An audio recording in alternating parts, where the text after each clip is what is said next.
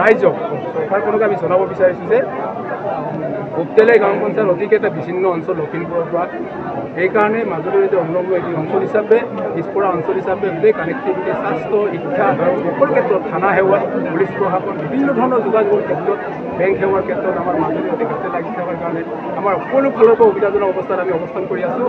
সেইকাৰণে আমাৰ মাজুলী জিলাত অন্তৰ্ভুক্ত কৰক। 2026 চনৰ বিধানসভাৰ আগতে উপতেলাই গাঁও পঞ্চায়তৰ মাজুলী জিলাত অন্তৰ্ভুক্ত কৰক।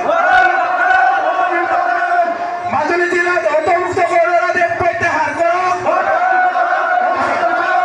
মাজুলী জিলাত অন্তৰ্ভুক্তিকৰণৰ স্থগিতাদেশ প্ৰত্যাহাৰ কৰক। মাজুলী জিলাত অন্তৰ্ভুক্তিৰ আদেশ স্থগিতকৰণ প্ৰত্যাহাৰ কৰক। উপতেলাই গাঁও পঞ্চায়তক মাজুলী জিলাত অন্তৰ্ভুক্ত কৰক। প্ৰত্যাহাৰ কৰক। স্থগিতকৰণ প্ৰত্যাহাৰ কৰক।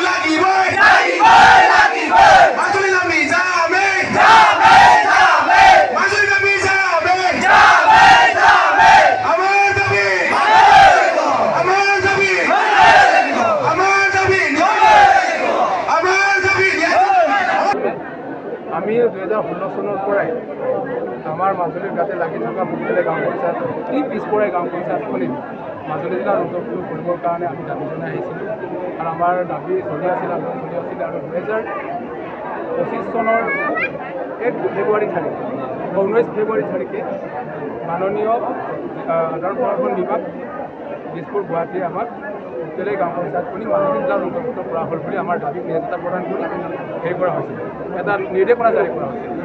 এই নিৰ্দেশনা জাৰি কৰাৰ পিছত আমি উৎফুল্লিত হৈছিলোঁ। আমাৰ উপতেলাইবাসী আজিৰ নিচিনাকৈ আমি ফূৰ্তি কৰিছিলোঁ, ভাল পাইছিলোঁ আমাৰ দাবী মানে। কিন্তু কি অজ্ঞাত কাৰণত আমি নাজানো, ইয়াৰে 1 মাৰ্চ তাৰিখে পুনৰ সাধাৰণ প্ৰশাসন বিভাগে দিছপুৰ গুৱাহাটীয়ে পুনৰ এখন নিৰ্দেশনা জাৰি কৰে যে উপতেলাই গাঁও পঞ্চায়তক মাজুলীত অন্তৰ্ভুক্তকৰণৰ আদেশ স্থগিত ৰখা হৈছে। আমি আচৰিত পালোঁ, আমি আচম্বিত হ'লোঁ, আমি অত্যন্ত ক্ষোভিত হ'লোঁ আৰু আমাৰ ৰাইজ আজিও ক্ষোভিত হৈ আছে। চৰকাৰে কিয় এই সিদ্ধান্তটো ওলাইছিলে বা প্ৰত্যাহাৰ কৰিলে বা স্থগিত কিয় ৰাখিলে, এইটো আমাৰ খবৰ কাৰণ।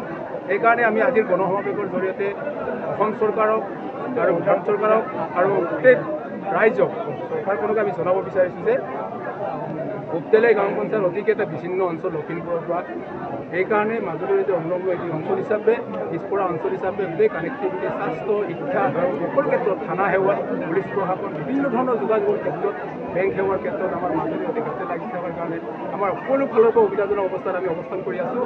সেইকাৰণে আমাৰ প্ৰশাসনিক সুবিধাৰ প্ৰতি লক্ষ্য ৰাখি অসম চৰকাৰে মাননীয় মুখ্যমন্ত্ৰীয়ে আৰু মন্ত্ৰী বিধায়কসকলে আমাৰ দাবীক নিৰ্দেশনা প্ৰদান কৰি আমাক মৰম কৰি অনতি বিলম্বে মাজুলীকৰণৰ উপতেলাই গাঁও পঞ্চায়তক মাজুলীকৰণৰ যি আদেশ আছিলে তাৰে আদেশৰ যি স্থগিতাদেশ আছে এই স্থগিতাদেশ প্ৰত্যাহাৰ কৰি পুনৰ উপতেলাই গাঁও পঞ্চায়তক মাজুলী জিলাত অন্তৰ্ভুক্ত কৰি প্ৰশাসনিক আৰু অন্যান্য ৰাজনৈতিক সা সুবিধা অৰ্থনৈতিক সা সুবিধা প্ৰদান কৰিবৰ কাৰণে আমি অসম চৰকাৰক আপোনালোকৰ জৰিয়তে দাবী জনাইছোঁ।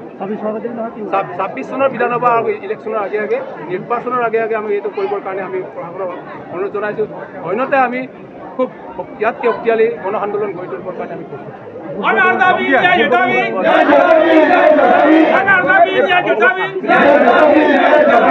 এতিয়া নকওঁ, আমি সময় আমাক নিৰ্ধাৰণ কৰিব, আমি সময় যদি এই সিদ্ধান্তটো আমি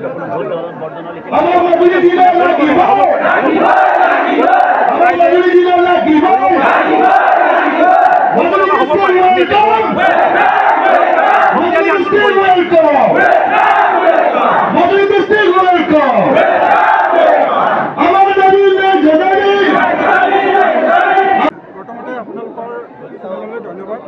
আৰু এতিয়া আমাৰ উপতেলাইবাসী মাজুলী জিলা যুৱসদনৰ পৰা লাগি আজি 2025 চনৰ 19 ফেব্ৰুৱাৰীত আমাৰ মাজুলী জিলাৰ অন্তৰ্ভুক্ত আমাৰ হৈছিলে, অলৰেডি আমাক অৰ্ডাৰ দিছিলে। কিন্তু দুখৰ বিষয় যে আমাক এই অৰ্ডাৰটো ষ্টে কৰিলে আপোনাৰ 1/3/2025। গতিকে আমাৰ এটাই দাবী যে যদি এই ষ্টেটটো আমাৰ অসম চৰকাৰে যদি উঠাই নিদিয়ে, ভাৰত চৰকাৰে যদি উঠাই নিদিয়ে, তেতিয়া আমি বিধানসভা 2024 বিধানসভাত আমি বুথ বৰ্জন পুতলাইবাসীয়ে কৰিব আৰু যদি এইটো উঠাই দিয়ে তেতিয়াহ'লে আমাৰ ক'বলগীয়া আমি ধন্যবাদ দিম যদি উঠাই নিদিয়ে আমি বুথ বৰ্জন কৰিম আৰু গণ আন্দোলন ইয়াতকৈ তীব্ৰভাৱে আমি জাগি উঠিব বুলি আমাৰ হুংকাৰ দিছোঁ অসম চৰকাৰে